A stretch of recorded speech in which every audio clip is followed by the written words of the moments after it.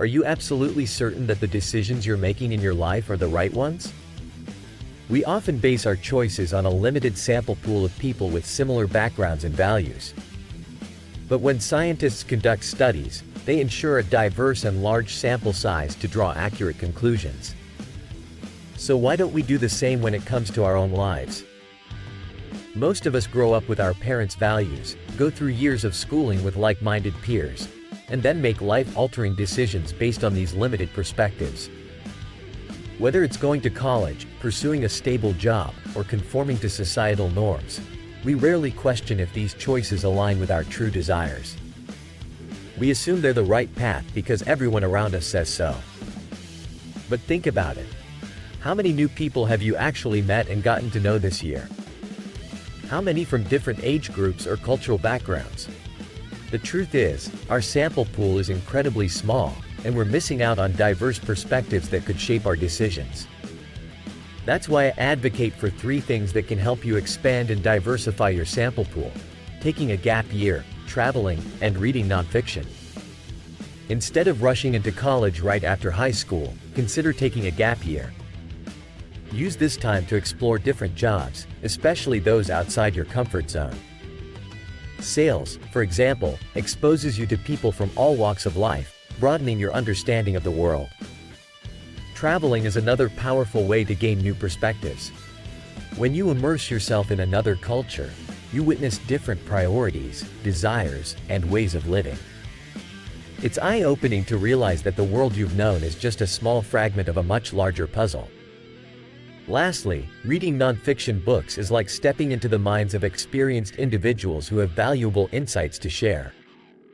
Their ideas and perspectives can challenge and expand your own, allowing you to make more informed decisions. Always remember to question yourself. How and why are you so sure that the path you're on is the right one for you? If your certainty is based on a limited sample size that lacks diversity, you may find yourself filled with regret years down the line. Before we wrap up, I want to introduce you to a website called online-moneyback.com. They're an affiliate of eBay, meaning when you visit their website and make a purchase through their link, they receive a commission. But here's the cool part: they actually give you a cut of that commission, helping you save money. So next time you shop on eBay, give online-moneyback.com a try. In conclusion, don't let your life's decisions be dictated by a narrow sample pool. Take a gap year, travel, and read nonfiction to expand your understanding and make more informed choices. And always remember to question yourself and the path you're on. If you found this video valuable and want to support the channel, consider giving a tip proportional to the value you received. You can find the link in the description below. And don't forget to subscribe, like this video, and hit the notification bell so you don't miss out on future content. Now, I want to hear from you. What actions will you implement in your life after watching this video? Share your thoughts in the comments. Stay curious and keep expanding your sample pool. What if I told you that aging isn't something to fear? In fact, there are many aspects of life in which we actually peak well into middle and old age. Today, I'm going to share with you a list of traits and the ages at which the average person reaches their peak. Get ready to be surprised. Let's start with learning a second language. Did you know that it's easiest when you're about 7 or 8? That's because a child's brain is more open to new connections and can absorb information more easily. On the other hand, your brain's processing power peaks at 18. This is when you perform the best on tasks that test your cognitive abilities. When it comes to remembering unfamiliar names, the peak age is around 22. Around this time, our brains are still sharp and our memory is at its strongest. And speaking of socializing, did you know that people are most willing to socialize at the age of 23? It seems that our desire for companionship is at its peak during this time. Now, let's talk about attractiveness. According to a study done by an online dating site, men find women in their early 20s most attractive. However, women tend to be attracted to slightly older men as they get older. So, if you're in your 20s, don't worry, there's still plenty of time for love. Strength peaks at age 25. Yes, that's right, your muscles are at their strongest when you're 25. But don't worry, with the right diet and exercise, you can maintain this strength well into your late 40s. When it comes to intellectual abilities, chess players peak at the age of 31. It seems that both physical and intellectual skills have their own timelines for reaching their peak. So, if you're a chess enthusiast, remember that your best moves may come in your early 30s. Now, let's talk about career and finance. Did you know that the average Nobel Prize winner makes their big discovery at the age of 40? It seems that middle age is a time when many people do their most outstanding work. Women's salaries peak at about 39, while men's salaries peak at about 48.